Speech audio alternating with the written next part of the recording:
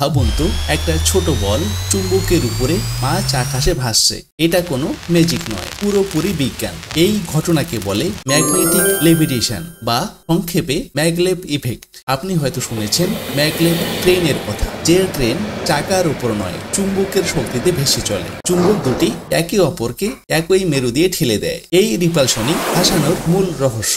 নিচের চুম্বক উপরের টাকে ঠেলে দেয় আর ভারসাম্য ঠিক রাখলে বস্তুটা মাঝ আকাশে স্থির হয়ে যায়। এখানে দুই ধরনের চুম্বক ব্যবহার হয়, স্থায়ী মানে পার্মানেন্ট ম্যাগনেট আর ইলেকট্রোম্যাগনেট। যখন বিদ্যুৎ প্রবাহ নিয়ন্ত্রণ করা হয় তখন লেভিটেশনটা আরো স্থিতিশীল হয়। ঠিক এই কারণেই ম্যাগলেভ ট্রেন ঘর্ষণ ছাড়াই এত দ্রুত চলে। একটা ছোট চুম্বক নিন, তার উপর আরেকটা রাখুন যাতে একই মেরু মুখোমুখি হয়। ধীরে হাত ছাড়ুন, দেখুন উপরে এটা ভাসছে। এটা যেন মধ্যাকর্ষণকে থামিয়ে দিয়েছে। এই একই প্রযুক্তি একদিন হয়তো গাড়িতেও আসবে। কল্পনা করুন, রাস্তায় ঘর্ষণ নেই, কোনো শব্দ নেই, শুধু ভাসমান যানবাহন। আজকের ছোট্ট চুম্বকী হতে পারে ভবিষ্যতের বড় বিপ্লব। তাই পরের বার কেউ বললে ম্যাজিক বলে কিছু নেই, এই এক্সপেরিমেন্টে দেখিয়ে দিন, কারণ বিজ্ঞানী আসলে সত্যিকারের ম্যাজিক। সাবধান থাকবেন, চুম্বক ছোট কিন্তু খুব শক্তিশালী। নিরাপদে চেষ্টা করুন আর কৌতূহল ধরে রাখুন।